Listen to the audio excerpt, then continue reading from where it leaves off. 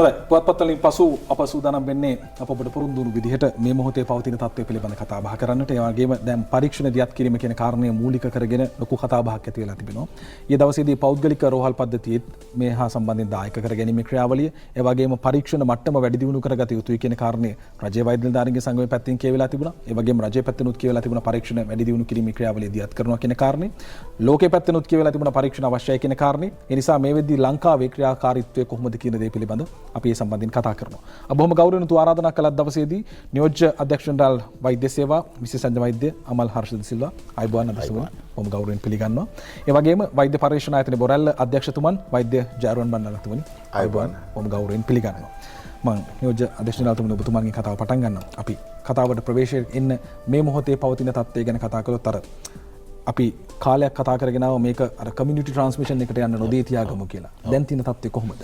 ඔව් දැනුත් ඇත්තම කියනවා අපිට සාමාන්‍යයෙන් ඔය මේ රෝගීන් මතුවෙන යම් ස්ථානවල අපිට හුඟක් වෙලාවට දැන් අපේ තියෙන බුද්ධියන්සයි අපේ සෞඛ්‍යයන්සත් එක්ක අපිට හුඟක් වෙලාවට අපිට තේරුම් ගන්න පුළුවන් මේක කාගෙන් කාටද ගියේ කියන එක. අපිට ඉතා කලාතුරකින් තමයි අපිට අහුවෙන්නේ රෝගියෙක්. අපිට එහෙම සම්බන්ධතාවයක් සොයාගන්න අපහසු. ඒ නිසා මත යම් කිසි පාලනයක් අපිට තියෙනවා. මොකද අපි දන්නවා කොහෙන්ද මතුනේ කොහෙන්ද ආවේ කොහෙන්ද මේක පැතුරුනේ කියන එක අපේ සෞඛ්‍ය අමාත්‍යාංශයට යම් කිසි අවබෝධයක් තියෙනවා. ඉතින් ඒ වෙනාට දැන් අපි මේක විශේෂයෙන්ම වැඩි දියුණු කරන්න ඕනේ. අපි දැන් පරීක්ෂණ වැඩි කරන්න තමයි සෞඛ්‍ය අමාත්‍යාංශය උත්සාහ ගන්න මේ වෙලාවේ. දැන් ඔය කෙසෙල්වත්ත ප්‍රදේශය කියලා මෙහෙම ලොකු කතා බහක් ඇති වෙලා තිබුණා. එහි දැන් පරීක්ෂණ කටයුතු දියත් කරලා ආසාදිතයින් හඳුනාගෙන අවධානම සීමා කරගෙනද තියෙන මේ ප්‍රදේශවල? ඔව්. අපි දැන් විශාල ව්‍යාපෘතියකින් දියත් කරලා තියෙනවා. මොකද ඒ ඉන්න අය විශේෂයෙන්ම ඒගොල්ලෝ අපි මේ ක්වොරන්ටයින් සෙන්ටර්ස් වලට දාපු අය අපි ඔක්කොම දැන් ටෙස්ට් කරන්න පටන් ගන්න තියෙනවා. ඉතින් ඒ වයින් තමයි අපිට රෝගීන් දැන් මතුවෙන්නේ. අපි දැන් ඔය වැඩි වුණා කියලා පොඩක් අර පේන්නේ. මොකද අපි දැන් පරීක්ෂණ කටයුතු ඉතා හොඳින් ක්‍රියාත්මක වෙනවා කියන එක එකෙන් කියන්නේ. මොකද නැත්තම් රෝගීන් අපිට මොන බල කියන්න බෑනේ. ඉතින් මේ පරීක්ෂණ කටයුතු වලින් තමයි කියන්න පුළුවන්. ඉතින් ඒක වැඩි දියුණු වෙනකොට යම් තැන් වලින් රෝගීන් අපිට මතුවීමක් පේන්න පුළුවන්. පෙනුමට වැඩි වෙනවා. නමුත් ඒකට අපි ඒකෙන් කියන්නේ අපි වැඩිපුර අඳුනා ගන්නවා කියන එක තමයි ඒකෙන් කියන්නේ. දැන් අර නාවික හමුදා කඳවුර තමයි ආසන්නතම කතාව අද පුවත්පත්වලත් ඒ කාරණේ වාර්තා වෙනවා. ඔවුන් රට අභ්‍යන්තරයට විසිරීලා ගිහින් තියනවද නැත්නම් තාමත් කඳවුරේ රැඳෙන පිරිසක්ද කොහොමද එහි තත්ත්වය? දැනට අපි හිතන්නේ ඒගොල්ලෝ කඳවුරේ තමයි ගිහලා තියෙන්නේ. ඒකම යම් එක ස්ථානයකට විතරක් ඒගොල්ලෝ ගිහලා තියෙනවා. ඒකම අපේ නාවික හමුදාපතිතුමා වෛද්‍ය පියල්මැතිතුමා අපි කතා කරලා මම හිතන්නේ ඒකට විශාල වැඩ පිළිවෙලක් දැන් යොදලා තියෙනවා. ඒගොල්ලෝ සියලු දෙනාගේම පරීක්ෂණයක් කරන්න.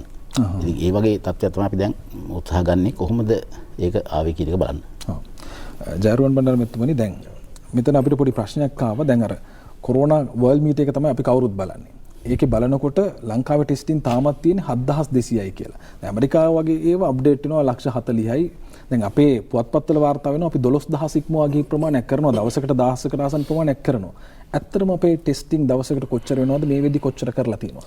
දැන් හැම ආයතනයකටම දැන් මම හිතන්නේ ආයතන 15කට වැඩි ප්‍රමාණයක දැන් පරීක්ෂණ පටන් අරගෙන තියෙනවා. හිත අනිද වෙනකොට තවත් ඒක වැඩි වෙයි. දැන් බදුල්ල මහරෝහලත් මම හිතන්නේ තව දවසක් යනකොට පරීක්ෂණ පටන් ගනීවි. පරීක්ෂණ කරන ස්ථානවලට එන සියලු එදිනෙදා පරීක්ෂණ සියල්ල කරනවා. වෛද්‍ය පරීක්ෂණ ආයතනයේ ඊයේ කරලා තිබුණ 400කට වැඩි රිපෝට් ප්‍රමාණයක් අපි නිකුත් කරා. ඒ රිපෝට් නිකුත් වෙන්නේ මගේ කාර්යාලය හරහා විශේෂඥ වෛද්‍යවරුන් විසින් ඒ කාර්යාලයට ලබා දෙනවා. ඒ වගේම රසායනකාර කාර්මික විද්‍යාඥ මේ සඳහා ලොකු මෙහෙවරක් කරනවා පරීක්ෂණ කරන්නත් එක්ක. එතකොට ඊයේ මගේ කාර්යාලයෙන් නිකුත් වෙච්ච රිපෝට් ප්‍රමාණය 400කට වැඩි. 420 ගණක් විතර. ඒතර එන හැම සාම්පලයක්ම හැම පරීක්ෂණ කරන පරීක්ෂණ ස්ථානයකදීම එදිනෙදා පරීක්ෂණ කටයුතු නිමවලා රිපෝට් එළියට දෙනවා.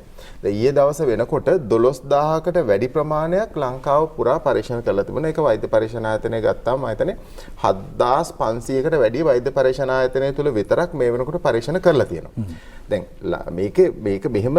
මේක වැරදි අවබෝධයකුත් මෙතන තියෙනවා. ඒ තමයි දැන් පිට රටවල් රෝගීන් දහස් ගාණෙන් වාර්තා වෙනකොට ඔවුන් පරීක්ෂණ කරන එක වැඩි කරලා රෝගීන් හොයාගන්න පටන් ගත්තා. දැන් අපේ රටේ සෞඛ්‍ය අමාත්‍යාංශය අපේ අමල් හර්ෂ මැතිතුමා ඇතුළු සෞඛ්‍ය සේවා අධ්‍යක්ෂ ජෙනරාල්තුමා, ලේකම්තුමිය, ඊට පස්සේ අමාත්‍යතුමිය මේ සියලු දෙනාම එකතු වෙලා මේ ජනාධිපති කාර්ය සාධක බලකායත් එක්ක ජනවාරි මාසේ 24 වෙනිදා විතර තමයි අපි මේ ගැන කතා කරන්නේ. එතකොට අපිට රෝගියෙක් හම්බෙලත් නැහැ. 27 වෙනිදා රෝගියා හම්බෙනකොට ජනාධිපති කාර්ය සාධක බලකාය දෙපාරක් රැස් වෙලා. එතන අපිට තියෙන ප්‍රජා සෞඛ්‍ය සේවාවේ ඉතාමත් ඉහළ මේ තාක්ෂණික සහ විද්‍යාත්මක ප්‍රවේශයක් රෝග වසංගත රෝග මර්ධනය කිරීම. ඒ නිසා පළවෙනි රෝගියාගේ ඉඳලම රෝගේ ව්‍යාප්ත වීම මනා කළමනාකරණයකින් ඇවිල්ලා තියෙනවා. ඒතර එහෙම ආපු හින්දා තමයි අපිට අර පිට රටවල වගේ මේ ඉතාමත් මේ පුළුල්ව පරීක්ෂණ කරන්න නැතුව සැලැස්මක් ඇතුව මේ රෝගීන් වෙන්නේ නැති එක අඩු කරගෙන ගිහිල්ලා තමයි පටන් ගත්තේ. ඒ කියන්නේ කවුරු හරි කෙනෙක් තර්ක කරනවා නම් ඇමරිකාවේ මෙච්චරයි වියට්නාමයේ මෙච්චරයි අපේ අය මෙච්චර කියලා අහන්න බෑ තර්කේ. ඒ කියන්නේ අපි යන ක්‍රමවේද වෙනස්. ඒක එහෙමම සාධාරණීකරණය කරන්න බෑ. දැන් අවශ්‍යතාවය මත වෙනකොට පරීක්ෂණ වැඩි කරන්න ඕනේ. දැන් ඒක ඇත්තටම වෙනවා දැන්. දැන් අපේ අමල්හර්ෂ මැතිතුමා කිව්ව විදිහට දැන් පරීක්ෂණ අවශ්‍යතාවයේ රෝග ව්‍යාප්තිය ආරම්භ වෙනකොට පරීක්ෂණ වැඩි වෙන්න ඕනේ. ඒක මේ රටේ වෙනමින් පවතිනවා. ඒ නිසා දැන් අර පිට රටවල් වල වගේ ආරම්භයේ ඉඳන්ම වැඩිපුර පරීක්ෂණ ප්‍රමාණයක් නොකරපු එක ඇත්තටම සලස්මක් තිබුණේ ඇතුව කරපු හින්දා. දැනට වෛද්‍ය පරීක්ෂණ ආයතනයේ ඇතුළු ලංකාවේ හදලා තියෙන සියලුම ආයතන තුල එදිනෙදා අපිට හම්බ වෙන සාම්පල් ප්‍රමාණය අනිවාර්යයෙන්ම පරීක්ෂාවට ලක් කරනවා. සාම්පල් එවන එක තීරණය කරන්නේ ඇත්තටම වසංගත රෝග විද්‍යාඥ ඒකකේ සහ රෝගීන් නැයි සැක කරන පුද්ගලයින්ව පරීක්ෂා කරන විශේෂඥ වෛද්‍යවරුන් හෝ ඒ පරීක්ෂා කරන තීරණ ගන්න වෛද්‍යවරුන්. ඉතින් ඒ සම්බන්ධයේ තීරණත් නිකන් අර කට කතාවට අපි කරන්නේ නැහනේ. ඒවට විද්‍යාත්මක තාක්ෂණික කාරණා තියෙනවා. ඒ අනුව තමයි ඒ සැලැස්ම අනුව තමයි සෞඛ්‍ය අමාත්‍යාංශය ක්‍රියාත්මක වෙන්නේ. වෛද්‍ය පරීක්ෂණ ආයතනය ක්‍රියාත්මක වෙන්නේ සෞඛ්‍ය අමාත්‍යාංශයේ සැලසුම් වලට අනුව. දැන් අපේ පරීක්ෂණ කරන ස්ථාන කොච්චර තිබෙනවද දවසකට සාමාන්‍යයෙන් අපි කිව්වොත් එහෙම සාමාන්‍යයක් පරීක්ෂණ කොච්චර ප්‍රමාණයක් අපි පවත්වාගෙන යනවද?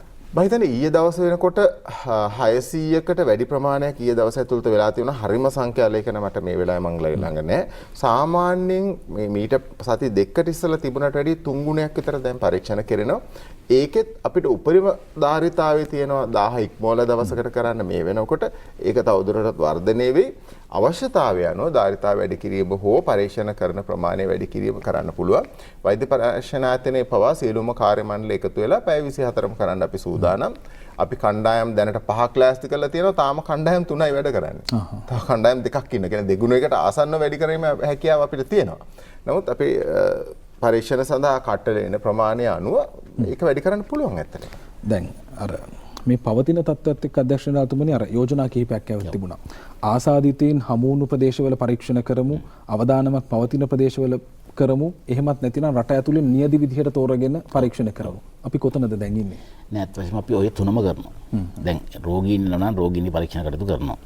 ඒකම අපි අර ඒ රෝගීන් සහ ඒ ආශ්‍රිත පුද්ගලයන්ගේ අපි ක්වොරන්ටයින් සෙන්ටර්ස් වල කියනවා ඒගොල්ලොන්ගේ පරීක්ෂණ කරනවා. ඒකම අපිට යම් සාම්පල් නියදි අපි අරගෙන තියෙනවා. මොකද අපේ ඒ රෝග නිවාරණ අංශයේ උපදෙස් අනුව මේ ස්ථානයේ කරොත් හොඳයි කියලා අපිට කියනවා. ඒතර අපි ඒ ස්ථාන වලට යමු වෙනවා. ඉතින් ඒ වගේ දැන් අර ඒ ක්‍රම සියලු දෙයක්ම අපි දැන් පාවිච්චි කරන මේ වෙලාවේ කොහොමද මේ රෝගේ පාලනය කරගන්නේ කියලා බලන්න. ඉතින් මම එකක් කියන්න ඕනේ දැන් මේ වුහාන් වල වෛරස් එක හම්බෙලා මම හිතන්නේ මාස 3-4ක් ගියාම මේ වෛරස් හඳුර ගන්න. ලංකාවට ඇවිල්ලා මම හිතන්නේ මාසයක් ඇතුළත අපේ වෛද්‍ය පරීක්ෂණ ආයතනයේ ඒ ක්‍රමවේදයන් සකසා ගත්තා. මේ වෛරසය ඉක්මනට හඳුනා ගන්න. වෛද්‍ය පරීක්ෂණ ආයතනයත් අපේ ශ්‍රී ජයවර්ධන විශ්වවිද්‍යාලයේ වෛද්‍ය නීලිකා මේ මෙතුමියත් ඒ ගත්තොත් ඒක විශාල ඉතා ඉක්මනින් මේකට අවතීර්ණ වුණා. ඉතින් දැන් අපිට තියෙන්නේ ඇත්තම අර ව්‍යාප්තිය වැඩි කරගන්න. ඒකම මේකට සියලු ඒ ලොජිස්ටික්ස් කියලා කියනවා සේවා සැපයුම් හදාගන්න. දැන් ඒවා යම් හොඳ මට්ටමක දැන් තියෙනවා. දැන් ටෙස්ට් කිට් කියන්නේ ඊළඟට කතා වුණේ. දැන් ප්‍රමාණවත් තරම් තියනවාද? තව අවශ්‍ය වෙනවද? ඒව කොහොමද සපයා ගැනීම? ඔය අත්වශයෙන් දැන් ටෙස්ට් කිට්ස් වලත් මම හිතන්නේ අපි දැන් ඒක සුවිශේෂ තත්ත්වයක් ඇති වුණා. මොකද ඒ ගන්න සොබ් එක පවා අපිට මෙහි හදන්න උනා. ඉතින් ඒක දැන් ඉතාල විශාල දැන් මෙහි හදනවා. ඒකම පිටරටින් අපි ගෙනාවා 15000ක ප්‍රමාණයක් මුලින්ම ගෙනාවා. ඉතින් දැන් ඇත්තෙම දැන් අපි දැන් යම්කිසි පාලනයක් අපිට තියෙනවා. කොච්චර ටෙස්ට් ප්‍රමාණය කරන්න ඕනේද? නැවත අපි දැන් ඇනවුම් කරලා තියෙනවා විශාල සංඛ්‍යාවක්. ඉතින් මම හිතන්නේ අපිට ඒකේ ඒ සේවා සැපයීම් ජාලය අපේ ප්‍රශ්නයක් වෙන එකක් නැහැ කියන එකයි අපේ හැඟීම තියෙන්නේ. මොකද දැන් ඒ PCR මැෂින් ගත්තොත් ලංකාවේ තියෙන 115ක්. විශාල සංඛ්‍යාවක්. ඒකෙන් අර මේ රියල් ටයිම් PCR කියලා කියන එක ඉතා ඉක්මනින් කරන්න පුළුවන් මැෂින්ස්. ඒව ගත්තොත් ඒව 50කට කිට්ටු වෙන ප්‍රමාණයක් හොඳ ඒවා තියෙනවා. කියන්නේ අපිට සියලු සම්පත් තියෙනවා. ඒකම අපේ විශේෂඥ වෛද්‍යවරුන් අපි අවතක්සේරු කරන්න හොඳ නැහැ. මොකද අපේ විශේෂඥ වෛද්‍ය වෛරොලොජිස්ට්ලා, ඒ කියන්නේ බැක්ටීරියොලොජිස්ට්ලා, මේ වෛද්‍ය තාක්ෂණ වේදීන් ලංකාව විශාල ප්‍රමාණයක් ඉන්නවා මේ ගැන විශේෂඥතාවයක් ඒගොල්ලෝ මේ තියෙන. ඉතින් ඇත්තට මේගොල්ලෝ පිටරට යවලා අවුරුදු එකක් නැත අවුරුදු දෙකක් එහෙ උගන්වලා ඒ ගෙනාපු අය විශාල සංඛ්‍යාව ලංකාවේ ඉන්නවා ඒ විශේෂතාවයේ තියෙන. ඒක තමයි අපිට තියෙන ශක්තිය. මොකද ඒ වෛද්‍යවරුන්ට පුළුවන් මේ PCR කියන මේ සාමාන්‍ය පරීක්ෂණයක ඒගොල්ලොන්ට. ඉතින් ඒක නිසා මේක මේ අර රොකට් සයන්ස් කියන જાතිය එකක් නෙමෙයි. ඉතින් ඇත්තටම අපිට ඒ සියලු සම්පත් සෞඛ්‍ය මාධ්‍යයෙන් සතුටු තියෙනවා.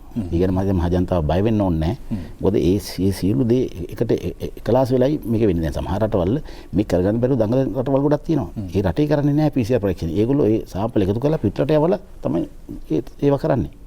ඉතින් ලංකාවේ එහෙම තත්ත්වයක් නැහැ. ඉතින් අපි මේක වැඩි කරගන්න ඕනේ කියන එක අපිත් පිළිගන්නවා. නමුත් ඒක වැඩි කරගන්න ඕනේ අපි ක්‍රමයක් ඇතුව. නිකම් මුළු ජනගහනයම මේව කරන්න බෑනේ. නමුත් ඒකෝර අපි ඒ යම් ස්ථානවලට ගිහිල්ලා එහෙම කරලා තමයි කරන්න ඕනේ. අපි අර ප්‍රායෝගිකව දුටු ඇත්තටම දැන් මාළු මාකට් එකේ යම් සිදුවක් වාර්තා වෙද්දී තාමත් දැවැන්ත ආකාරයෙන් පරීක්ෂණ කටයුතු දියත් කරන්න මැදිහත් වෙනවා. ඒ වගේ ආසාදිතයින් හමු වුණු ප්‍රශ්න තිබෙන අවදානම්කාරී හැම තැනකදීම තාමත් විශිෂ්ට සේවයක් මේ රටේ සෞඛ්‍ය සේවය සපයනවා.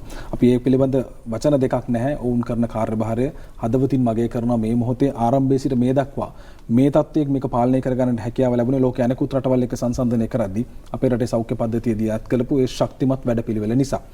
අර ජයරුවන් බණ්ඩාරවෛතුමනි දැන් කතාවක් තිබුණා PCR ටෙස්ට් එකත් එක්කම අර ප්‍රතිදේහ හරහා කරන පරීක්ෂණයටත් යමු ඒක හොඳයි කියන කාරණේ. හැබැයි ඊට පස්සේ ඒක පළක් නැහැ කියන කාරණේත් ආවා. නෑ ඒක එහෙම නිකම්ම පළක් නැහැ කිව්වේ නැහැ. එහෙම ඒ ප්‍රතිදේහ පිළිබඳව කරන පරීක්ෂණ සඳහා අපි දන්න සමාජයේ මතයක් ප්‍රකාශ වුණා. ඒ වගේ මේ සඳහා විශේෂඥ වෛද්‍යවරුන්ගේ මතයක් ප්‍රකාශ වුණා. ඒ සඳහා ඒ පරීක්ෂණ කටල වලින් කොච්චර දුරට මේ රෝගය ආසාදිත වුවන් හොයාගන්න පුළුවන්ද කියන පරීක්ෂණය අභ්‍යන්තරයෙන් සිද්ධ වුණා. සෞඛ්‍ය අමාත්‍යාංශයේ අධ්‍යක්ෂ ජෙනරාල්තුමාගේ මැදිහත් වීමෙන් ඒ සඳහා අතර මේ කමිටුවේ මම තමයි කමිටුවේ හිටිය මාව තමයි පත් කරලා තිබෙන ප්‍රධානියා විදිහට. ඒ සඳහා විශේෂඥ වෛද්‍යවරුන්ගේ මෙහෙවීමෙන් ඒ කට්ටල වලින් කොච්චර සාර්ථක ප්‍රතිඵල එනවද කියලා පරීක්ෂා කෙරුණා. නමුත් අපි මේ අවස්ථාවේදී මේ රෝගීන් හඳුනාගෙන ප්‍රතිකාර සඳහා යොමු කරන්න හෝ මේක මෑස් ස්කේල් කරන්න තරම් ඒ පරීක්ෂණ කට්ටල වලින් හම්බ වෙන ප්‍රතිඵල යොදා ගන්න නොහැකි බවට තමයි මේ පරීක්ෂණ සඳහා යොමු කරපු විශේෂඥ වෛද්‍යවරුන්ගේ මතය උනේ. ඒ අනුව තමයි ඔය ප්‍රතිදේහ පිළිබඳව කෙරෙන ප්‍රතිදේහ යොදාගෙන රුධිරය යොදාගෙන කරන පරීක්ෂණ තරම් සාර්ථක නැහැ මේ අවස්ථාවේදී. නමුත් ඒක ඉදිරියේදී අවශ්‍ය වෙන්න පුළුවන්. මොකද සමහරට රෝගීන් බහුල වශයෙන් හැදිලා සනීප වෙලා ඊට පස්සේ ඔවුන්ගේ ඇඟේ කොච්චර ප්‍රතිදේහ තියෙනවද ප්‍රතිදේහ තියෙන රෝගීන් කොච්චර ඉන්නවද කියලා යම් කිසි විදිහකින් විශ්ලේෂණයක් කරන්න උනොත් අනාගතයේ අවශ්‍ය වෙන්න පුළුවන්. නමුත් මේ අවස්ථාවේ ඒක විද්‍යාත්මකව හෝ තාක්ෂණිකව ඒක සුදුසුම ක්‍රමවේදය නෙවෙයි කියලා එක තමයි මේ පරීක්ෂණ කටයුතු කරපු විශේෂඥ වෛද්‍යවරුන්ගේ මතය උනේ.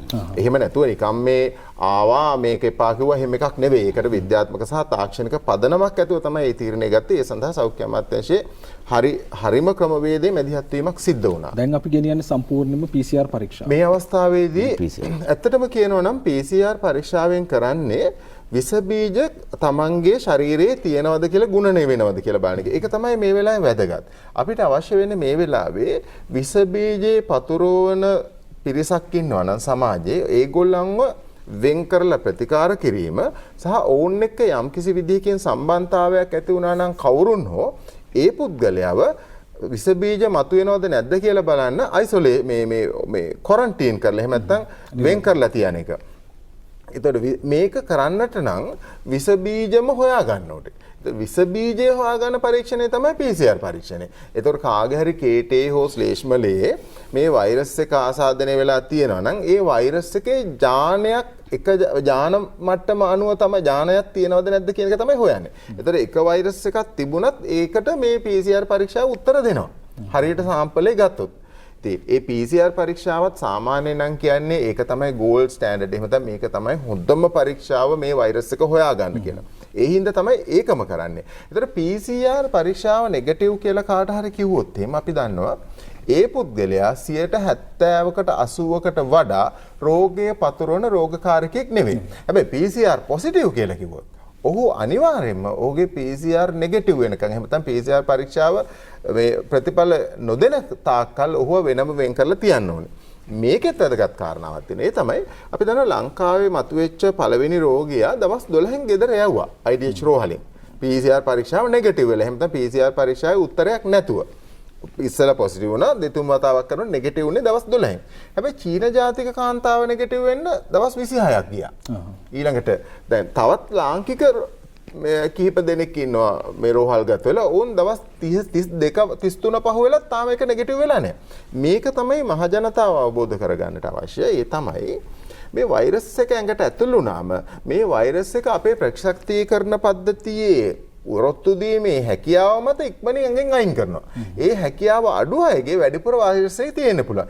ඒ කියන්නේ ලෝකේ කොහෙවත් තාමත් හඳුනගෙන නැහැ මේ වෛරස් එකේ හැබෑම හැසිරීම සහ හැබෑම මේ භයානකභාවය.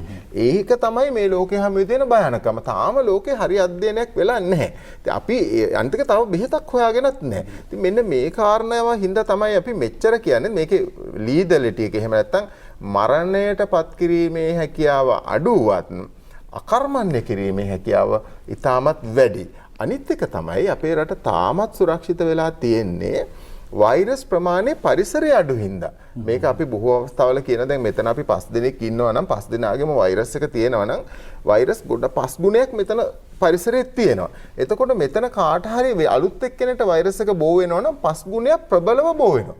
එතකොට ඔහුගේ හෝ ඇයගේ ප්‍රතිශක්තිකරණ පද්ධතියට මේ වෛරස් එකට විරුද්ධව ප්‍රතික්‍රියා කරන්න ඉස්සෙල්ලා වෛරස් එක ඒ පුජ්‍යලව ආසාදනය කරනවා. ලෝකේ රටවල් වල දහස් ගණන් මැරෙන්න පටන් ගත්තේ මේ හින්දා.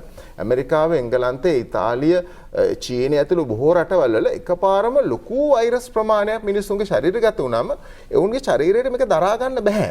මේකට ප්‍රතිශක්තිකරණ ඇති වෙලා වෛරස් එක මර්ධනය කරන්න බෑ. නමුත් ලංකාවේ තාම මේ මට්ටමට ගිහිල්ලා නැහැ. අපි තාමත් විශ්වාස කරන විශේෂඥ වෛද්‍යතුමන් කිව්ව විදිහට තාම මේ මට්ටමට යන්න හිතලවත් නැතුව ඇති කියලා. නමුත් පොඩි සැකයක් තියෙනවා. අර රෝග ලක්ෂණ නැතුව රෝගය පතුරවන පිරිස සමාජයේ හම්බ වෙච්ච හින්දා. ඒ හින්දා තමයි සෞඛ්‍ය අමාත්‍යාංශයේ නැවත නැවතත් කියන්නේ මේක පතුරවන කණ්ඩායමේ සමාජිකෙක් වෙන්න එපා. ඔබට නීතියෙන් රාජකාරීමේ විදිහට අවසර දීලා තියෙන වෛරස් එක පතුරවන්න නැතුව එන්න. ඒ හින්දා ගෙදරට වෙලා ඉන්න කියලා. මෙන්න මේ කියන කතාව හැම එක්කෙනාම ඒගොල්ලන්ගේ ජීවිත කතාව වගේ කරගන්න ඕනි මේ වෙලාවේ. එහෙම නැතුව නොසලකා හැරියොත් භයානක තත්ත්වයක් ඉස්සරහට උද්ගත වෙන්න කිසිම බැරි කමක් නැහැ. පැහැදිලි. අතරම මේ දැන් අලුත් කතාවක් විදිහට දැන් කියුණේ අපි එදා පබාපලිය වැඩන මහත්මියක කතා කරද්දිත් කියවිච්ච දේ තමයි කෙසෙල්වත් හමු වෙච්ච ආසාදිතයින්ගෙන් රෝග ලක්ෂණ නොපෙන්වා ආසාදිතය වාර්තා වීමක් තියෙනවා. ඒ අභියෝගය කොහොමද ඔබතුමන්ලා? ඔව් ඇත්ත වශයෙන්ම අපි දැන් 100ක් පරීක්ෂණ කරොත් රෝගීන් අයගේ අපිට හම්බෙලා තියෙන 3ක් 4ක් තමයි අපි ඒ විදිහට තත්ත්වය. අපේ රෝග ලක්ෂණ නොපෙනෙන අයගේ සංඛ්‍යාව වැඩි.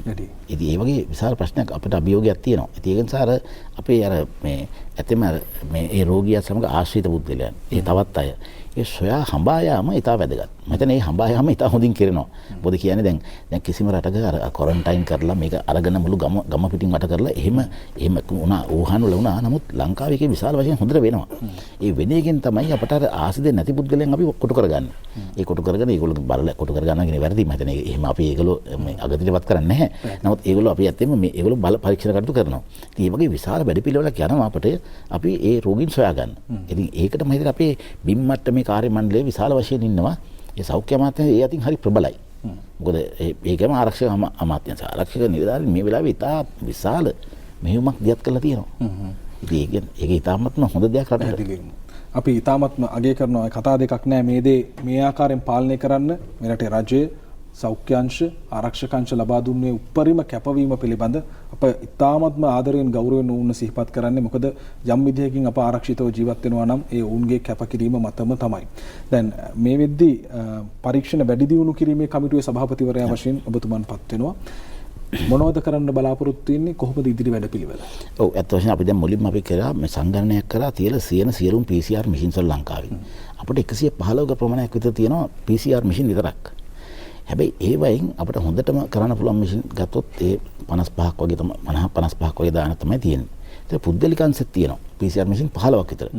ඒකට ඒ රෝහල් වල දැන් අපි සාකච්ඡා කරා කොහොමද ඒ රෝහල් වල දායකත්වය ලබා ගන්න අපේ මේ පරීක්ෂණ වලට කියලා.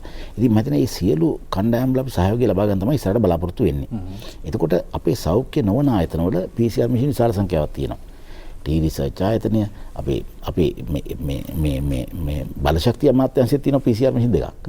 ඉතින් ඒ වගේ ගත්තාම ඒ සියලු දෙනාගේ මැෂින්ස් වල සහයෝගය අරගෙන කොහොමද මේක වැඩි දියුණු කරන්න කියලා අපි බලන්නේ. ඉතින් මම හිතන්නේ ඒකට ඒ අවශ්‍ය නම් අපට මේ පරීක්ෂණ කිරීමේ හැකියාව ඉතා ඉක්මනින් වැඩි කරන්න පුළුවන්. මොකද ඒ හැකියාව අපිට තියෙනවා.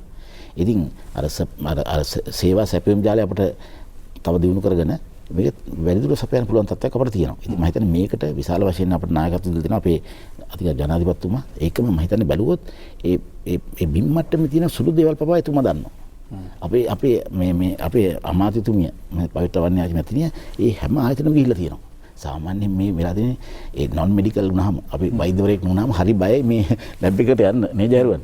ගියොත් මම හිතන්නේ අපි එන කියන්නේ අරගෙන ඉන්නේ වෛරස් එක. නමුත් මේ තැන් වලටත් ගියා. ඒ හැම වෛද්‍ය පරීක්ෂණ ආයතනයේ වෛද්‍ය පරීක්ෂණ ආයතනයේ පරීක්ෂණාගාරයට පව ගිහලා හොයලා බලනවා. ඒ කියන්නේ ඩෙස්ක් එක මේ වෙලාවේ මේ විශේෂඥ වෛද්‍යතුමාට මම එකඟ වෙනවා. මොකද අපි දකිනවා දේශපාලන නායකත්වයේ මේ වැඩේට ඇඟිලි ගහන්න උදව් කරන විතරයි. ඒක හරි මේ වටිනා කාරණයක් අපි දකින ඕනි මොනවාද කරන්න ඕනි මොනවාද තාක්ෂණිකව සහ විද්‍යාත්මක අනිත් එක මේ ආරක්ෂක අමාත්‍යාංශයේ මේ ජෙනරාල්තුමා ඇතුළු කියන ආරක්ෂක ප්‍රධානියා ඇතුළු සියලු දෙනා හමුදාපතිතුමා ඇතුළු සියලු දෙනා අගය කරන්න ඕනි. මොකද ඔවුන් ඉතාමත් හොඳින් සෞඛ්‍ය අමාත්‍යාංශයේ නිර්ණායකයන්ට අනුව මේ රෝගීන් හඹා යාම වෙන්කර තබා ගැනීම ඒ සියල්ල කරන්නේ හමුදාවේ නීති රීති වල හැටියට නෙවෙයි සෞඛ්‍ය අමාත්‍යාංශයේ නීති රීති මේ රෙගුලාසි වල හැටියට තමයි රෝගීන් වෙන් කිරීම හඳුනා ගැනීම සියල්ල කරන්නේ. ඉතින් මම හිතන්නේ ලෝකයේ කිසිම රටක මම දැක්කේ නැහැ මෙච්චර හොඳට මේ රෝගයක් කළමනාකරණය කරන්න ආරක්ෂකාංශය යොමු වෙලා තියෙන ආකාරය. ඉතින් රටක් විදිහට මේ රටේ සියලුම ඉහළ ජනාධිපතිතුමා, අගමැතිතුමා, සෞඛ්‍ය අමාත්‍යතුමිය, ලේකම්තුමිය ඇතුළු අමාත්‍යාංශයේ සියලුම දෙනා ගත්තාම අපේ අමල්සත් ඇතුළුව සියලුම දෙනා ඉතාමත් හොඳ කළමනාකාරීත්වයෙන් මේ වෛරස් එක මැඩ පවත්වන්න කැප වෙනවා. හැබැයි වෛරස් එක මීට වැඩිය මේ වෙනස් එකක්. ඔව් නෑ අත් වශයෙන් අපේ ජාතියක් වශයෙන් මම හිතන්නේ අපි සියලු දෙනා එකතු වුණොත් මේකට සියලු දෙනාම එකතු වෙන්න ඕනේ. මේ මොකද මේ වෙලාවේ ඇත්තව අපි සියලු දෙනා කණ්ඩායම් වශයෙන් නොබෙදා මම හිතන්නේ සියලු මහ ජනතාව එකට එකතු වෙන්න ඕනේ. එක තැනට එන්න ඕනේ. ඇවිල්ලා අපි මේකට මේ අභියෝගය ජය ගන්න කොහොමද බලන්න ඕනේ. මොකද අපිට මේ රට වහගෙන ඉන්නත් බෑ හැමදාම. මොකද වහගෙන ඉඳලා රෝගයක් පාලනය කරනවා කියන්නේ ඒක රෝග අපේ වෛද්‍ය ක්‍රමයේ දක්ෂතාවයක්ම නෙවෙයි. අපිට ඇත්තම තියෙන්න ඕනේ මේක යම් කිසි මට්ටමකට විවෘත කරන ක්‍රමක්‍රමේ. මේක පාට මේවා නෙවෙයි. ඒ ක්‍රමක්‍රමයෙන් මේක පාලනයක් ඇතිව යම් කිසි ක්‍රමවේදයකට සාමාන්‍ය ජන ජීවිතය ළඟා කරගන්න ක්‍රමයක් බලන්න ඕනේ. ඉතින් ඒකට තමයි දැන් අපි පොඩ උත්සාහ ගන්නේ. දැන් සමහර තැන්වල දැන් අපි විදියට පුද්ගල රෝහල් මෙච්චර කල් අකර්මණ්‍ය වෙලා වගේ තිබුණේ. දැන් අපි පුද්ගල රෝහල් පටන් ගත්තා. ෆාමසි අකර්මණ්‍ය වෙලා තිබුණා. දැන් ඒක පටන් ගත්තා. මේ යම් ආර්ථික මර්මස්ථාන දැන් අපි පටන් ගන්න තියෙනවා. ඉතින් අපි ඒක යම් කිසි මනා පාලනයක් ඇතුව තමයි කරන්නේ. මොකද නිකන් ආවට ගියාට එකපාරටම මේ අරලා දාන්නේ නැහැ. ඉතින් ඒ වගේ මේකට විද්වත් කමිටුවක් ඉන්නවා. ඒ කමිටුවෙන් තමයි තීරණය කරන්නේ මොකද්ද කරන්නේ මොකද්ද නොකරන්නේ කියන එක. ඉතින් මම හිතන්නේ අපි ක්‍රමක්‍රමයෙන් මේක අපිට පොඩ්ඩක් සමාජයට අනුගත වුණොත් අර වෛද්‍ය ජාරුවන් මණ්ඩල මැතිතුමා කිව්වා වගේ මේ එකපාරට වෛරස් ලෝඩ් එකක් ආවොත් එකපාරට වෛරස් විශාල සංඛ්‍යාවක් ආවොත් තමයි අපිට පුරුදු දී ගන්න බැරි. හැබැයි පොඩි වෛරස් සංඛ්‍යාවක් ආවොත් දැන් ඔබතුමාට මට වුණත් ඒක පොඩ්ඩක් පොඩි වෘත්තීමක් තියෙනවා. ඉතින් ඒ වගේ සුවිශේෂී තත්ත්වයක් තියෙන ඉතින් අපිට ක්‍රමක්‍රමයෙන් මේක පොඩ්ඩක් ආවට සමාජයට වෘතු දෙනවා. එකපාරට වෛරල් ලෝඩ් එකක් ඇවිල්ලා එකපාරට ආවොත් තමයි මේක ප්‍රශ්නේ මතුවෙන්නේ. ඉතින් මම හිතන්නේ ඒක තමයි අපි යන්න ඕනේ මේ ගමන. ඉතින් මම ඒකට සියලු දෙනා සැදී පැහැදී ඉන්නවා. ඒකම සියලු දෙනා මේ වෙලාවේ සහයෝගය දක්වන්න ඕනේ මේ ගමනට. මොකද මේ වෛරස් එකත් එක්ක අපි අතර මතමතාන්තර ඇති වුණොත් එහෙම මේක තව විශාල ප්‍රශ්නයක් මතුවෙනවා. ඉතින් ඒක නිසා මම හිතන්නේ ඒව පුළුවන් තරම් අවම කරගෙන සියලු දෙනාගේ සහයෝගය ලබා ගන්න ඕනේ. දැන් අර පෞද්ගලික රෝහල් සම්බන්ධ කර ගැනීම පිළිබඳ අමාත්‍යතුමිය පැහැදිලි කළා. එවිට පෞද්ගලික රෝහල් වලට ගිහිල්ලා ඔවුන් සාම්පල් එකතු කිරීමේ සිටම දායක වෙනවද නැත්නම් ඔබතුමන්ලා එකතු කරන සාම්පල් පරීක්ෂා කිරීමේ ක්‍රියාවලියද ඔවුන් යන්නේ? ඇත්තම ඔවුන් අපිට කියා හිටියේ ඔවුන්ට සාම්පල්ස් අරගෙන එතුමන්ලට ගෙනලා දුන්නොත් ඒ එක පෞද්ගලික රෝහල්ක 100 ගානේ දවසට ටෙස්ට් කරන්න පුළුවන් කියලා. ඒක විශාල ගාණක්. මොකද PCR පරීක්ෂණය කියන්නේ අපි ඉතින් අමාරු පරීක්ෂණයක්. මොකද වෛරසය අරගන්න ඕනේ. ඒ වෛරසය එක්ස්ට්‍රැක්ෂන් කියලා එකක් තියෙනවා. ඒක කරන්න ඕනේ. ඒක කරලා තමයි මැෂින් එකට දාන්නේ. දැම්මට පස්සේ පැය 6ක් යනවා මේක තීන්දුව දෙන්න. ඉතින් ඒක අරගෙන ඒක වෛද්‍යවරයෙක් බලන්න ඕනේ. එහෙන් බලලා කරන පරීක්ෂණයක්. ඉතින් හැම පෞද්ගලික රෝහලකම 100 ගානේ කරන්න පුළුවන් කියලා රෝහල් 6ක් තියෙනවා. 600ක කැපැසිටි ප්‍රයිවට් පෞද්ගලිකයන්ස් විතරක් තියෙනවා. ඉතින් ගත්තොත් අපිට විශාල දායකත්වයක් ලබා ගන්න පුළුවන්. මොකද පුද්ගලික රෝහල් ලංකාවේ ඒවයි තින්නේ හොඳ විශේෂඥ වෛද්‍යවරු. දැන් අපි ගත්තොත් ලංකා රෝහල ගත්තොත් එතන ඉන්න වෛද්‍ය ගීතානි ගලකොඩ කියලා. ඒ ගීතානි ගලකොඩ මැතිනේ හිටියේ මේ වෛද්‍ය පරීක්ෂණ ඇතුළේ ඉස්සෙල්ලා. හිටපු වෛරොලොජිස්ට්. ඉතින් ඒ වගේ ඒ හැම ආයතනයකම ගත්තොත් හොඳම විශේෂඥ වෛද්‍යවරු ඉන්නවා මේ ආයතන වල. දැන් අපේ නවලෝක රෝහලේ ගත්තොත් ඉන්නේ මේ මහාචාර්යවරයෙක් මේ මහාචාර්ය වජිර දිසානායක කියලා. එතුමා තමයි කොළඹ මේ විශ්වවිද්‍යාලයේ ඉන්න මේ ඥාන පිළිබඳ විශේෂඥ මහත්මයා. ඉතින් ඒ වගේ සුවිශේෂ විශේෂඥ වෛද්‍යවරු ප්‍රමාණයක් ඉන්න පොදුගේ රෝහල්වල. ඉතින් අපි ඒ සම්පත දැන් පාවිච්චි කරන දැන් පටන් ගන්න තියෙනවා. හොඳයි. ජයරොන් බණ්ඩාර වෛද්‍යතුමනි දැන් මේ ඔබතුමාගේ ආයතනය කියන්නේ ටිකක් එන්න බය තියෙන තරම් මිනිස්සු. ඒ කියන්නේ වැඩ කරන අය කෙසේ වෙතත් අපිත් නිකන් හිතනවා මෙතනනේ දැන් වෛරස් එක ටෙස්ට් කරන්නේ ඔක්කොම කරන්නේ මේ මිනිස්සු ටික කොහොම වැඩ කරනවද කියන එක අපිටත් හිතනවා ප්‍රවෘත්ති බලද්දී ඔබතුමාලා කතා කරද්දී. කොහොමද ඒ අයගේ අවශ්‍යතාව? මොකද ඇමරිකාවේ නම් අපි දැක්කා ෆේස් මාස්ක් ඉල්ලලා සමාජ මාධ්‍ය අඬන හෙදියෝ හිටියා.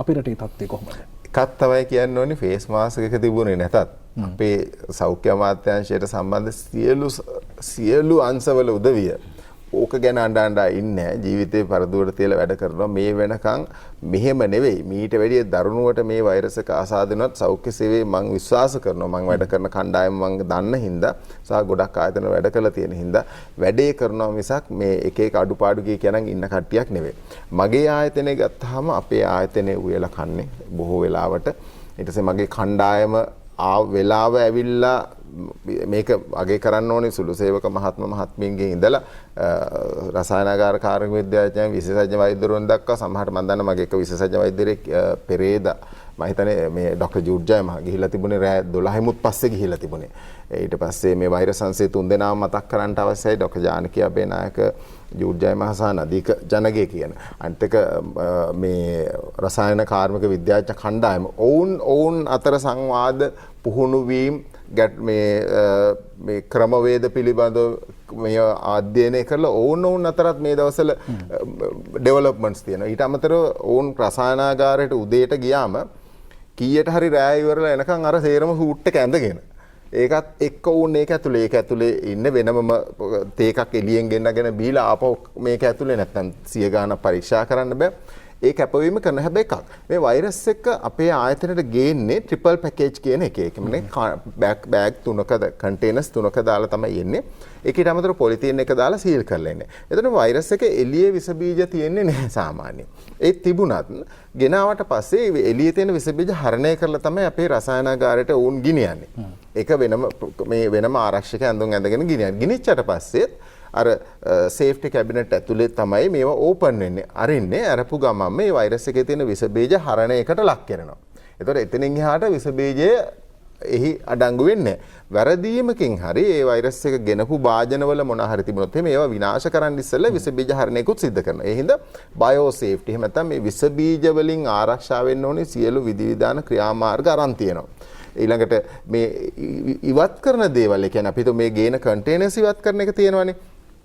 ඒවා ඉවත් කරන්න ඕනි ඉන්සිනරේටර් යන්ත්‍රය මේ වෛරස් එක ලෝකේ පැතිරෙනවා දැනගත්ත ගමන් මේක MRI එකේ ස්ථාපනය කරා ඒක අලුත්ම ඉන්සිනරේටර් යන්ත්‍රයක් අද ක්‍රියාත්මක කරන්න පටන් ගන්නවා. ඒකේ ඕනෑතරම් විස බීජ හරණයට ලක් කරන්න පුළුවන් මේ අපද්‍රව්‍ය විනාශ කරන්න පුළුවන්. දැනටත් දිනපතාම දවසකට 4 පාරක් විතර අපි අපද්‍රව්‍ය විනාශ කරනවා. ඒ හින්දා අපි ඊටමත් සැලකිලිමත් මේ විස බීජය අපේ ආයතනයේ කිසිදු කාර්යමණ්ඩලයේ කිසිදු සමාජයකට හැදෙන්නේ නැති වෙන නිසා අපේ ආයතනයෙන් සමාජයට යන්නේ නැති වෙනවා. ඒ සඳහා අවශ්‍ය ක්‍රියාමාර්ග සියල්ල වෛද්‍ය පරීක්ෂණ ආයතනය අරන් තියෙනවා.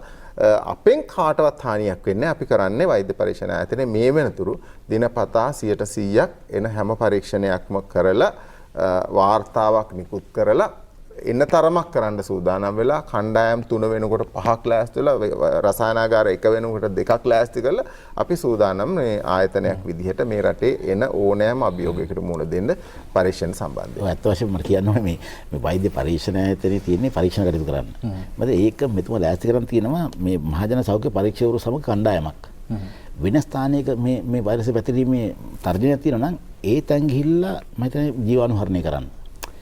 ස්ප්‍රේ මැෂින්ස් දාලා ඔක්කොම කරලා ඒගොල්ලෝ ගිහිල්ලා වෙන තැන් පවා ජීවාණුහරණය කරලා දෙනවා. ඉතින් මම හිතන්නේ අපි මහජනතාව විදිහට කියන් තියෙන්නේ දැන් විශේෂයෙන්ම බය වෙන්න ඕනේ මේ වෙලාවේ මේ සෙනග ගැවසෙන තැන් වලින් ඉවත් වෙලා ඉන්න. තමන්ගේ ආරක්ෂාව බලා ගන්න. ඇත්තම වෛද්‍ය පරීක්ෂණ ආයතන ආව කියලා විශේෂ රිස්ක් එකක් නැහැ. ඇත්තම අපි හුඟක් කරලා බයයි ඔබතුමා කිව්වා වගේ මේකට එන්නත් බයයි. ඉතින් ඒ වගේ මම හිතන්නේ ඒකට ආරක්ෂිත ක්‍රමවේද අනුගමනය කරනවා නම් අපිට ඒ සියලු දෙයක් ඔරොත්තු දෙන්න පුළුවන්. පැහැදිලිද දැන් ගෙදරට මෙහෙම සරලම උදාහරණයක් ගත්තොත් ගෙදරට ගෙන එළවලු මල්ලේ වෛරස් එක තියෙයිද කියලා බය වෙලා අපි ඒකට පුදුම විදිහට ආරක්ෂිත ක්‍රමයක් ගන්නවා. හැබැයි රට වටේම එකතු කරන වෛරස් ටික අරන් ඉන්නේ ඔබතුමාගේ ආයතනය ඇතුළට.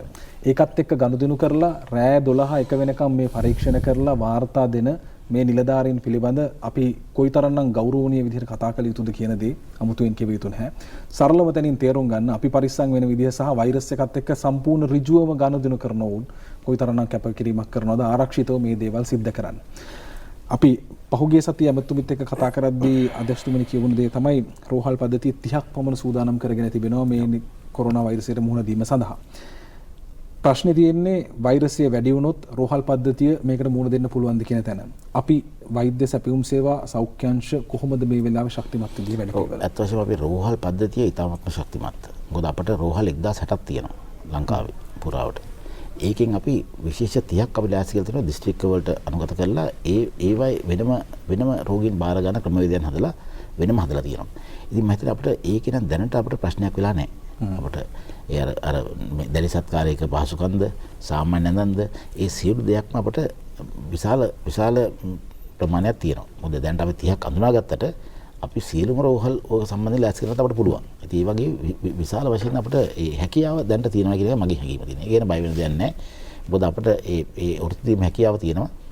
මේ සියලුම ඒ වෛද්‍යංශ සූදානම්ින් ඉන්නවා. අපිට 40000ක් ඉන්නවා කාර්ය මණ්ඩලයේ මේ අපේ ඉස්සරහා වලල්ලේ. ඒ වලල්ලේ ෆ්‍රන්ට් ලයින් එකේ 40000ක් ඉන්නවා කාර්ය මණ්ඩලයේ. ඒ 40000ම මම හිතන්නේ මේ වෙලාවේ සැදී පැහැදී ඉන්නවා රෝගීන් හම්බෙන්න. රෝගීන්ට ප්‍රතිකාර කරන්න. ඒ ප්‍රශ්නයක් වෙන්නේ නැහැ. දැනට මේ වාර්තා වන රෝගීන් සංඛ්‍යාවත් එක්ක අපේ සෞඛ්‍ය පද්ධතිය ශක්තිමත්. කිසිම හොඳටම ශක්තිමත්. දැන් මට මතකයි ජයරෝන් බණ්ඩාර මහත්තයා කතාවකදී කිව්වා නෝටි ළමයි ඉන්නවා, හැංගෙන නෝටි ළමයි ඉන්නවා. මේ අය තමයි ප්‍රශ්නේ කියන දේ. අදටත් අපිට කතා කරන්න වෙලා තියෙන්නේ වෛරසය හංගන අය ඉන්නවා, ආසාදිතයන් සමග සම්බන්ධ වුණු අය, තොරතුරු වසන් කිරීමේ ක්‍රියාවලිය තියෙනවා. ඔබේ පැත්තෙන් වැඩේ උන්නේ නැත්නම් මෙතුමන්ලා කොච්චර මහන්සි වුණත් ජීවිත පරදුර තියලා වැඩ කරත් වැඩක් වෙන්නේ නැහැ. ජනතාවගෙන් ලැබෙන දායකත්වය පිළිබඳ සතුටු වෙන්න පුළුවන්.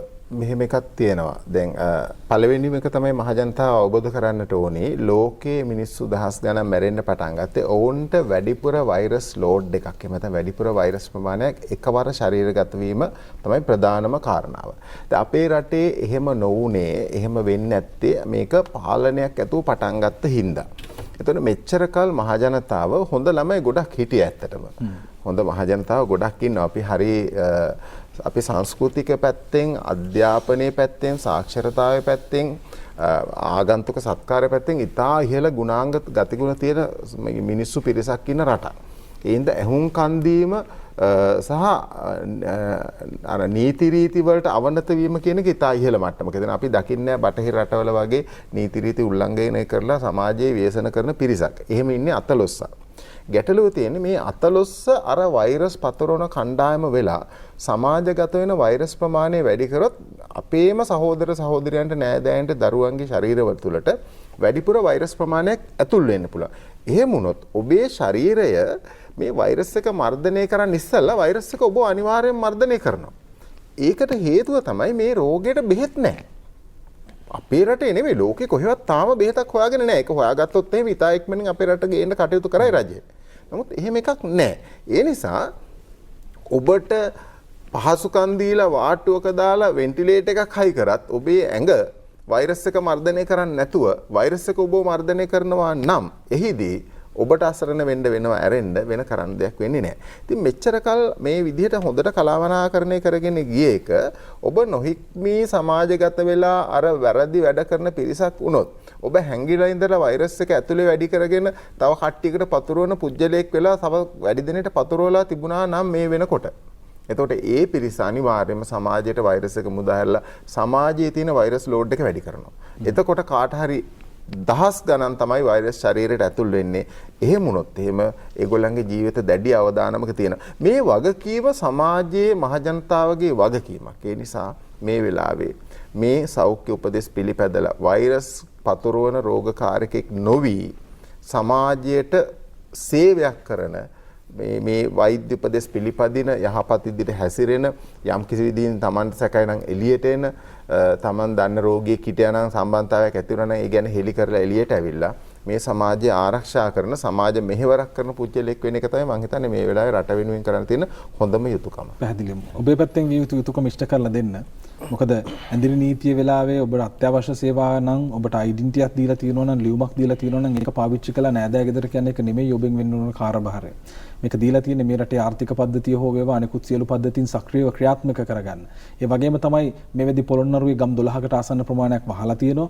අතුරු පාරවල් වලින් කැලෑ පාරවල් වලින් තවත් ගමකට යන එක නෙවෙයි වීරකම. අපි අටලුගමදී දැක්කා ගඟ දිගේ ගිහිල්ලා එහා ගමට යන එක නෙමෙයි වීරකම. ඒ නිසා ඔබේ පැත්තෙන් විය යුතු දායකත්වය කරලා දෙන්න කියන ඉල්ලීම අපි කරනවා. දැන් මේ වෙද්දි අර පොළොන්නරුවේ ගම් 12ක් තියෙනවා. මම හිතන්නේ අටලුගම සහ අකුරණ කියන ප්‍රදේශාශ්‍රිතව ක්‍රියාවලිය දියත් වුණා. ඒ වගේම සුදුවැල්ල ප්‍රදේශය පිළිබඳ කතා බහ තියෙනවා. මේ ප්‍රදේශාශ්‍රිතව කොහොමද වැඩපිළිවෙල දියත් කරලා තියෙන්නේ? අපි ඒ විදිහේ සුවිශේෂ ප්‍රදේශවල අපි දැන් ඒ පරීක්ෂණ කටයුතු වැඩි දුර දියත් කරන්න තමයි අපි බලාපොරොත්තු තියෙන්නේ. දැන් මොකද මේ ওই පරීක්ෂණ කටයුතු දියත් කිරීමෙන්ම පමණයි අපිට මේ අලුත් ආසතය හඳුනා ගන්න පුළුවන්. ඉතින් ඒ වගේ ක්‍රමවේදයන් සහ ඒගොල්ලන්ට සෞඛ්‍ය අධ්‍යාපනය ලබා දීම කොහොමද ඒගොල්ලෝ ඒක පොදියට ඉන්න පොකුරු වශයෙන් එන එක වළක්වන්නේ කියන එක අපි දැන් බලාගෙන යනවා. ඉතින් මම හිතන්නේ ඒව අපිට පාලනය කරන්න පුළුවන් වුණොත් මේ රටේ මේ ව්‍යාප්තිය හුඟක් අඩු කරගන්න පුළුවන්. ඉතින් ඒ ස්ථාන තමයි අපි විශේෂ ස්ථාන අපි දැන් හඳුනාගෙන තියෙනවා. ඒකට අපේ රෝග නිවාරණ අංශය ක්‍රියාත්මක වෙලා තියෙනවා. ඉතින් ඒ කණ්ඩායමක් විදිහට තමයි මේකට අනුගත වෙන්නේ. දැන් මේ වෙලාවේ තව එකක් තියෙනවා.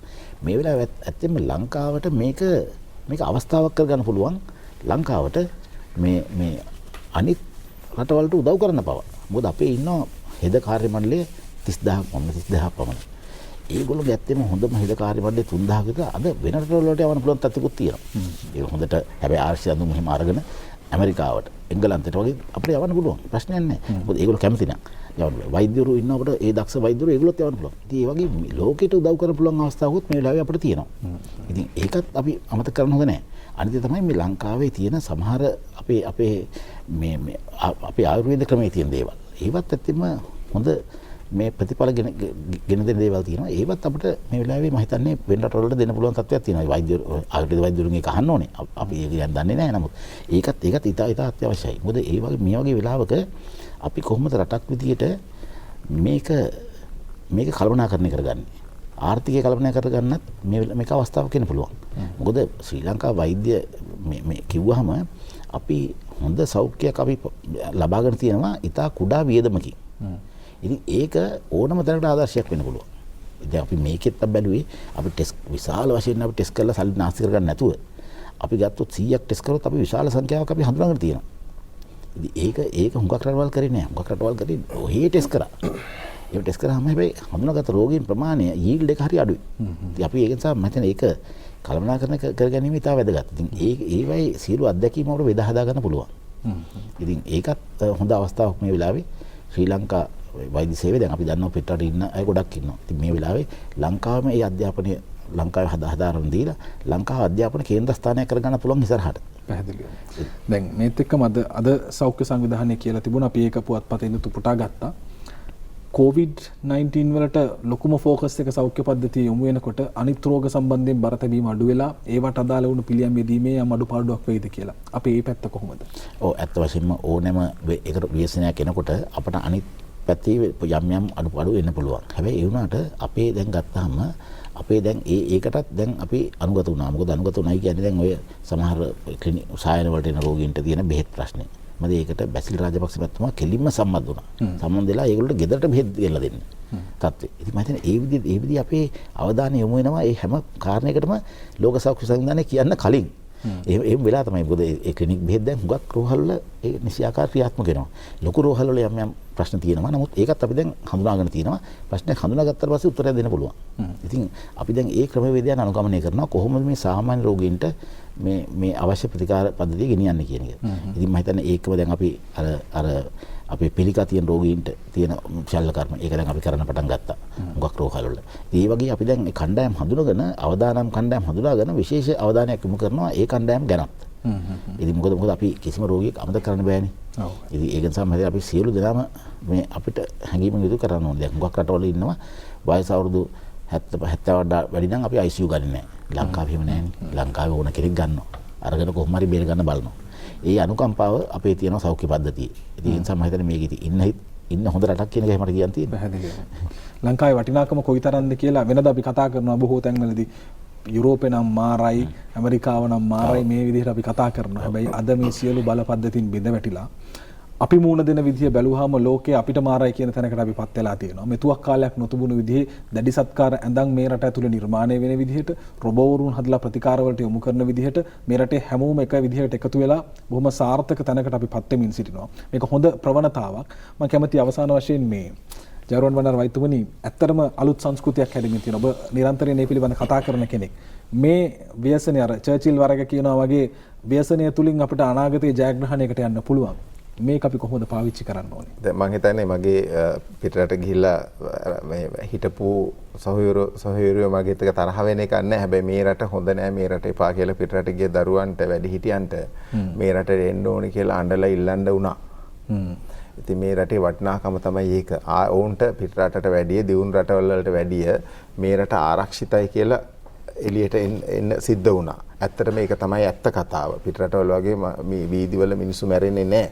ඒකට හේතුව තමයි මේ රටේ තියෙන අප්‍රෝච් එක. එහෙම නැත්නම් මේ රටේ තියෙන ක්‍රමවේදය මානුෂිකයි, මිනිස්සුන්ට හොඳයි. මේක තමයි ලෝකෙත් පිළිගන්නේ. අපි දන්නා සමහර ලෝකෙත් පළවෙච්ච වාර්තාවල පළ වුණා.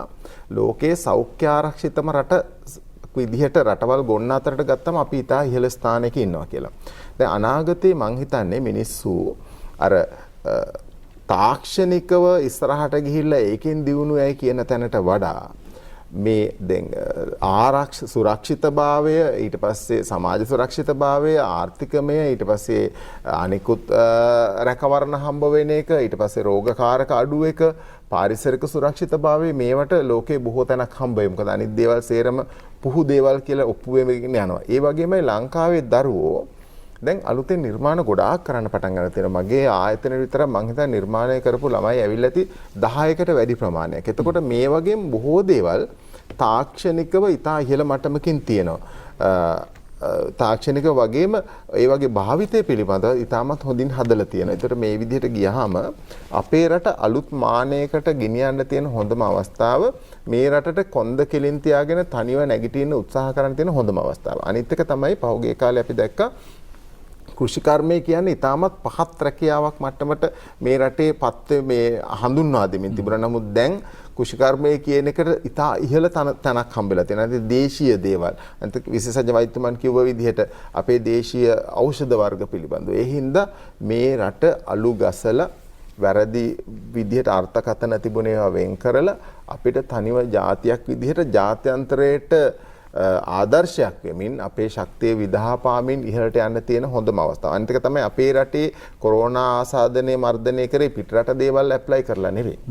අපේ රටට අනන්‍ය වූ ක්‍රමවේද භාවිතා කරමින් තමයි මේ බොහෝ විට කරන. එහිදී සෞඛ්‍ය අමාත්‍යාංශයේ මේ විශේෂඥ වෛද්‍යතුමා ඇතුළු ඉහළ නිලධාරීකන්නම ඉතාම හොඳින් මේ කාරණා මෙහෙව්වා.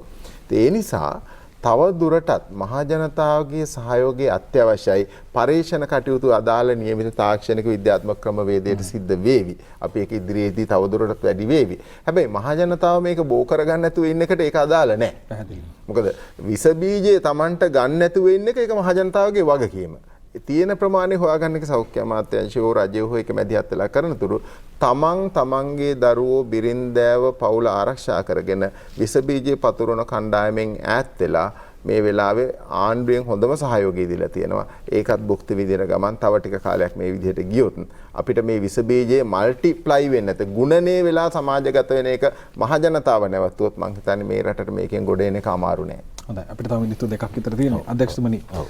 මේ වෙලාවේ සෞඛ්‍ය පද්ධතියට අපිත් හදවතින්ම ස්තුති කරනවා. ඔබතුමා යටතේ ඔබතුමාත් එක්ක ඉන්න සෞඛ්‍ය පද්ධතිය වෙනුවෙන් ඔබතුමාට වචනයක් කතා කරන්න. ඇත්තටම අපි මේ වෙලාවේ විශේෂයෙන්ම ස්තුතිවන්ත වෙන්න ඕනේ අපේ සියලුම සෞඛ්‍ය කාර්ය මණ්ඩලයට. මොකද එතුමන්ලා කොච්චර මේ අඳින නීතිය තියුණත් ඒගොල්ලෝගේ ගෙවල් අඩුපාඩු තියුණත් මම හිතන්නේ මේ සෞඛ්‍ය අංශයේ මේ ඉස්සරහ ෆ්‍රන්ට් එන්ඩ් එක මම හිතේ තාමත් හොඳින් ආරක්ෂා ගත්තා. ඒකම අපේ ආරක්ෂක හමුදා වලටත් මම හිතන්නේ මේ වෙලාවේ විශේෂ ස්තුතියක් කරන්න ඕනේ. ඒගොල්ලෝ සියලු දෙනාම. මම විශේෂ ස්තුතියක් කරන්න තමුන්නාන්සේලාගේ රූපවාහිනී මේ ආයතනයේ සභාපතිතුමාට වෛද්‍ය නිහාල් ජයතිලක මහත්මයා අපේ ලේකම්වරයෙක්. එතුමත් අපට ඇවිල්ලා මොනවද කරන්න පුළුවන් කියලා එතුමා විශාල උදව්වක් අපට කරා. මේ සාකච්ඡා වලට අමතරව මම ඒ වගේ සියලු දෙනාම මම තමන්ගේ කාර්යභාරය 100% කරා. මොකද ඒක ඊටාත්ම හදවතින් කරන දෙයක්. කිසිම දෙයක් බලාපොරොත්තු වෙන්නේ නෙමෙයි. ඉතින් මම ඒකට අපි විශේෂයෙන් මහ ජනතාවටත් සියලු දෙනාටම ස්තුතිවන්ත වෙනවා. ඒ හැම දිනම තමන්ගේ කාර්යභාරය හරියට හඳුනාගෙන හුඟක් අය 99%ක්ම ඒ දේ කිරීම පිළිබඳව අපි ස්තුතිවන්ත වෙනවා.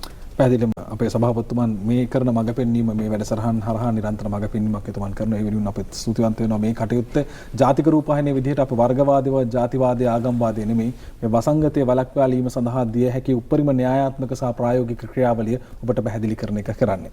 අද අපි කතා කළේ පරීක්ෂණ තත්ත්වය පිළිබඳ නිරන්තරයෙන් රට කතා කරන මාතෘකාවක්. ඒ නිසාමයි ඒ හා සම්බන්ධයෙන් සුදුසුම සම්පත්දායකින් කැඳවාගෙන විත් අපි අද මේ උදෑසන කතා බහ සිදු කළේ. පරීක්ෂණ වැඩි දියුණු කිරීමේ කමිටුවේ සභාපතිතුමන් ඒ වගේම නියෝජ්‍ය අධ්‍යක්ෂ ජෙනරාල්තුමන් වෛද්‍ය සේවා විශේෂඥ වෛද්‍ය අමල්වාර හර්ෂද සිල්වා මැතිතුමනි බොහොම ස්තුතියි. සහ ඒ වගේම පින් මේ රට වෙනුවෙන් ඔබතුමන්ලා කරන කාර්යයට.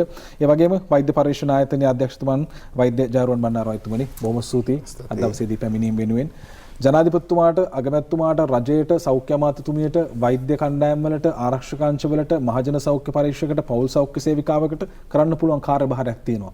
ඒ කාර්යභාරය උන් අකුරටම ඉෂ්ට කරනවා. ඔබෙන් විය යුතු කාර්යභාරයක් තියෙනවා. ඒ තමයි මේ දීලා තියෙන උපදෙස් නිසි පරිදි ක්‍රියාවේ යෙදවීම. ඒ දේ අර පෙර කිව් කණ්ඩායම් වලට ඇවිල්ලා ගෙදෙට්ට ඇවිල්ලා මේක කරන්න කියලා ඔබට කියන්න බෑ. මේ හැකිතාක් විදිහට මාධ්‍ය හරහා ඔබ දැනුවත් කරනවා. ඒ නිසා ඔබේ පරිස්සම වෙනුවෙන් ඔබ ඒ දේ කරන්න බලධාරීන් අවශ්‍ය කටයුතු මේ වෙද්දි සිදු කරමින් තියෙනවා. හෙටත් අපි හමු යමු. ප්‍රාර්ථනා කරන ඔබ සියලු දෙනාටම නිරෝගී යහපත් දවසක්. ආයුබෝවන්.